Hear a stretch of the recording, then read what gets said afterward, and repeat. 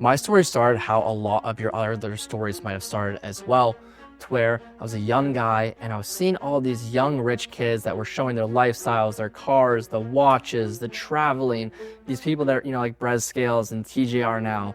And this led me to going down the rabbit hole that we all end up going down of going on YouTube and searching, how do I make money online?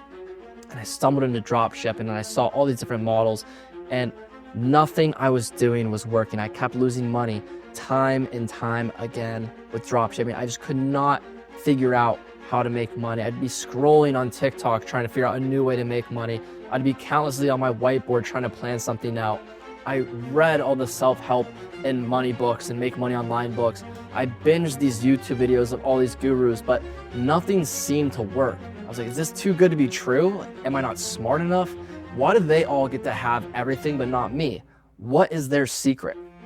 And so restless night after restless night, my thoughts started to consume me of why can I not make this work? With the clock ticking of forever living a life I don't want to, I was very, very scared. And I know you may be too. And so I want to share with you, here's what helped me. I went all in. I couldn't have this cushy backup plan in my mind. College paid for, finance degree, go work at a bank after and make good money. Making money online couldn't just seem like an option. It had to be the only option. Shortly after launching Closify, I dropped out of school. I completely flipped my life on its head. I moved back home with my parents over the summer, getting to hear all sorts of little remarks, like, how's the little business going? Seeing parents of friends' faces when I said I'm not going back to college. Why was it such a bad thing that I wanted to chase a better life for myself? I worked tirelessly, sending off as many DMs as I could per day on each platform to get clients, writing threads on Twitter, connecting with new people on social media, and then I get a phone call from my business partner. Hey Alex, you still in Ohio? And I was like, yeah. And he basically just said, how soon can you move to Miami? The next day I book a ticket to visit, I'm ready to sign a lease, but I don't want to move alone. My friend who was doing sales for Closify at the time, I asked him to move with me, but he's still in school and he won't be allowed to unless he has a salary to cover his expenses. So I agreed to pay him a salary that the business truthfully probably couldn't afford, and we signed a lease.